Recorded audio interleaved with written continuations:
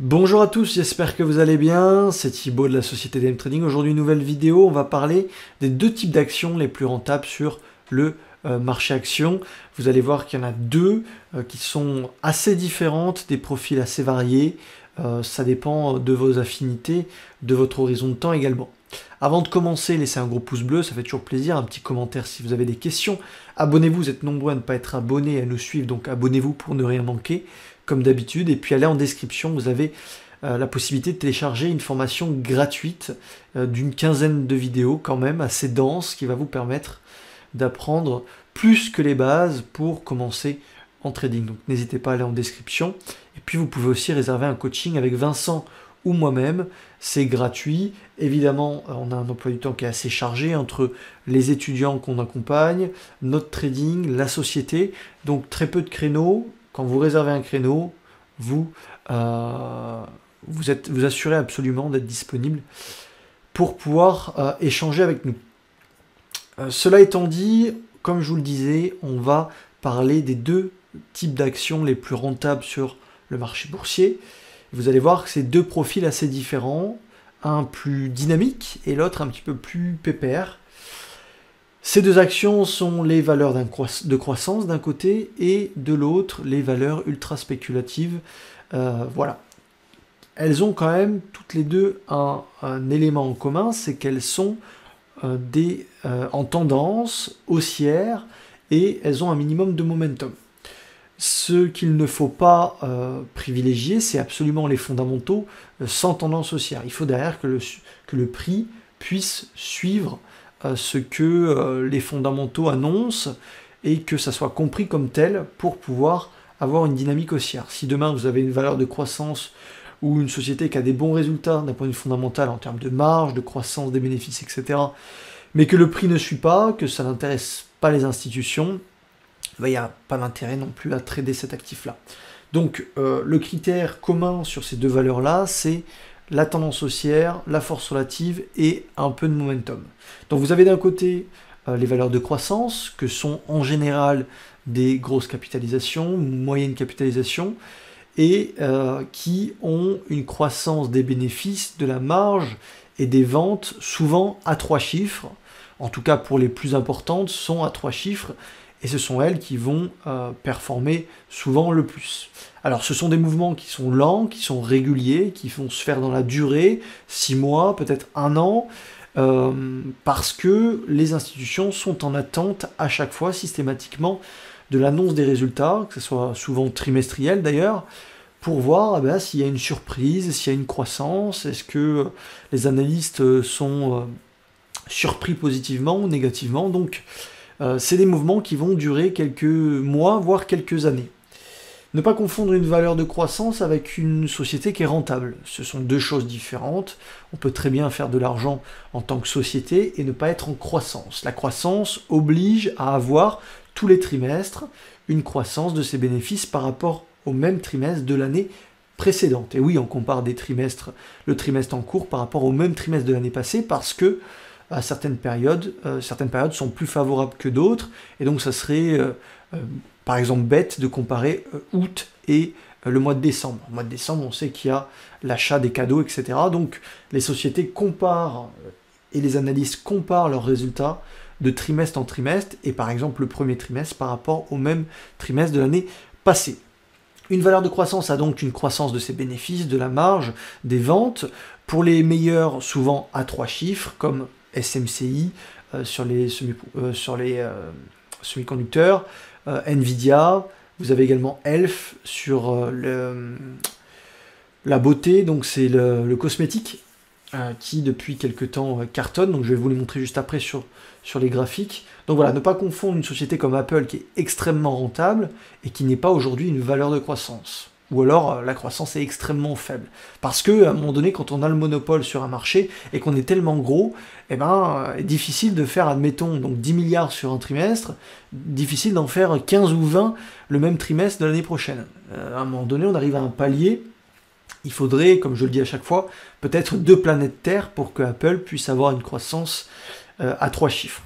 Donc il faut comprendre que ces valeurs de croissance, elles ne sont jamais assez bien pricées du fait de leurs fondamentaux. les fondamentaux vont driver les institutions, c'est ce qui va intéresser les institutions, et donc ce qui va provoquer de la spéculation. Et les institutions, elles vont provoquer les tendances. Donc admettons une société annonce ses résultats trimestriels avec une croissance à 3 chiffres, donc 120% par exemple, ça va attirer la curiosité des institutions, souvent on va avoir un gap sur les résultats, et puis la tendance va se mettre en place, parce que les institutions ne peuvent pas rentrer en une seule fois, elles vont venir échelonner leurs achats tout au long pour ne pas faire trop bouger le prix, et puis pour avoir un prix qui soit correct, un prix de revient unitaire qui soit correct. Et donc, elles n'ont pas encore fini de rentrer l'argent qu'elles avaient décidé d'allouer sur cet actif-là, que le résultat du trimestre suivant arrive, et s'il est encore surprenant et plus que positif, à 3 chiffres, eh ben, finalement, le prix n'est jamais assez bien pricé. Les institutions sont en train un peu de chasser ce titre pour pouvoir rentrer absolument du fait des fondamentaux. Donc, ce qui fait qu'on a une tendance qui perdure, et des fois, certaines personnes vont dire, oui, mais le PE ratio est tellement élevé,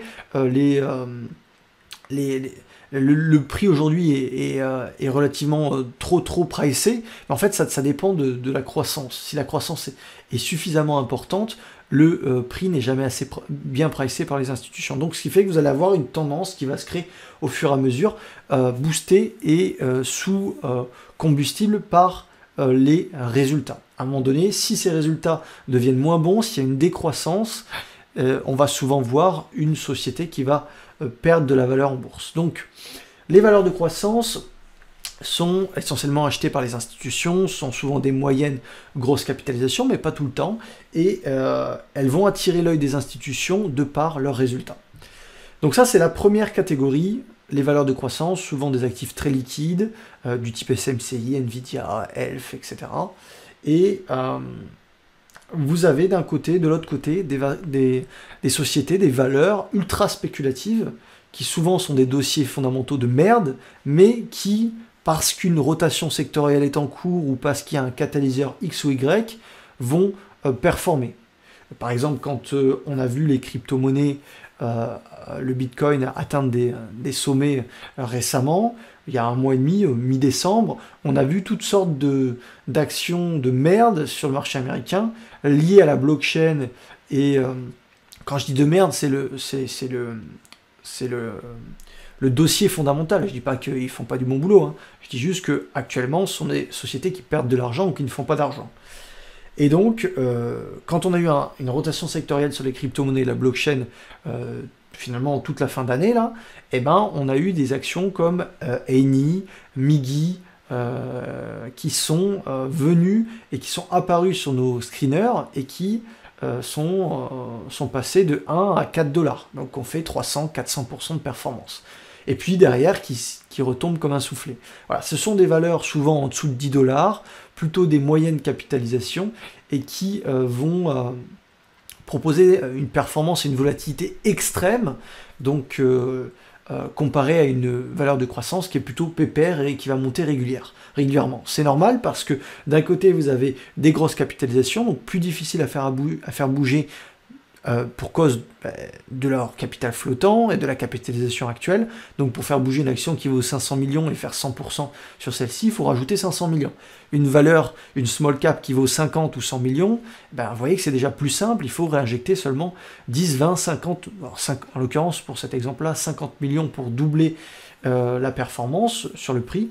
Donc vous avez d'un côté des valeurs de croissance qui sont plus difficiles à bouger, mais qui de par leurs fondamentaux, vont performer. Ce sont des valeurs, disons, de sécurité pour les institutions qui ont tendance à moins bouger quand le marché est un peu plus en danger ou frileux, alors que les small caps sont des valeurs ultra spéculatives, dangereuses, énormément profitables parce qu'il y a des opportunités de faire des mouvements de 10, 15, 20, 100% parfois en une journée. Mais derrière, quand le marché devient compliqué, ce sont des dossiers qui sont assez facilement jetés par les institutions. Donc vous avez, selon moi, deux classes d'actifs, deux types d'actions qui sont intéressants à trader pour faire de la performance. D'un côté, plus en mode investissement ou trading long terme ou gros capitaux sur les valeurs de croissance, et derrière, plutôt trading actif, spéculatif, petits capitaux sur les small cap et les actifs ultra spéculatifs. Donc les actifs ultra spéculatifs d'un côté, les actifs valeurs de croissance avec des bons fondamentaux d'un côté, et vous avez assez, je pense, suffisamment de choix pour pouvoir trader. Maintenant, on va passer sur les graphiques et je vais vous montrer quelques valeurs de croissance versus quelques valeurs de très spéculatives. Alors attendez, hop. Je vais commencer par les valeurs de croissance. On va regarder ELF. Regardez cette valeur de croissance. J'ai systématiquement marqué les résultats trimestriels et vous voyez qu'à chaque fois, ça propose un gap assez important. Donc c'est une valeur qui est passée en l'espace de 2 ans de 26 $ à 160 $. Ça monte régulièrement, c'est pas des valeurs qui vont bouger fortement sur quelques jours, quelques semaines, mais voilà, ça monte régulièrement, ça fait son petit bout de chemin, de par les résultats qui sont excellents. Donc là, on est sur un actif qui a des résultats trimestriels à 3 chiffres depuis quelques trimestres, depuis quasiment 2 ans. Donc une valeur qui vient attirer les institutions et les capitaux de par ses résultats et sa croissance. Derrière, on peut aussi présenter SMCI. Elle a eu ici des résultats trimestriels monstrueux, etc., etc. Et donc vous voyez que l'actif est passé de 100 à quasiment 600 $ en l'espace de quelques mois. Alors on a une grosse période de range où il ne s'est rien passé, mais à nouveau, parce que les fondamentaux sont là et reviennent et sont bons, eh ben, on attire les institutions et ça propose de la performance. Donc ces valeurs de croissance, elles sont intéressantes pour avoir ça en fond de portefeuille, les suivre sur quelques trimestres, quelques mois, voire maximum 1 ou 2 ans. Et en général, ça propose relativement quand même de la performance. Vous avez également Nvidia, qui vaut 1500 milliards de capitalisation aujourd'hui, mais qui continue son ascension grâce aux résultats trimestriels. Ok ? Et à côté de ça, vous avez des valeurs ultra spéculatives comme celles sur la crypto, donc des dossiers fondamentaux mauvais, mais qui vont suivre soit une rotation sectorielle, soit un catalyseur personnel propre à leur société, comme MIGI. Regardez, accélération, on vient, on fait une faible volatilité, puis on accélère. On passe de 1 $ à 4 $ en l'espace de 1, 2, 3, 4, 5, 6, 7 jours. Ok, je peux vous en présenter d'autres. Eni, un autre actif lié sur la crypto, accélération, on se pose, on fait une faible volatilité, on passe de 1,38 à 4. Et voilà, des actifs comme ça, il y en a un paquet. Donc, vous avez d'un côté les valeurs de croissance avec des très bons fondamentaux, et de l'autre côté, les valeurs ultra spéculatives de momentum, très volatiles, qui vont performer assez rapidement, mais qui en général vont dégonfler parce que c'est un dossier assez merdique.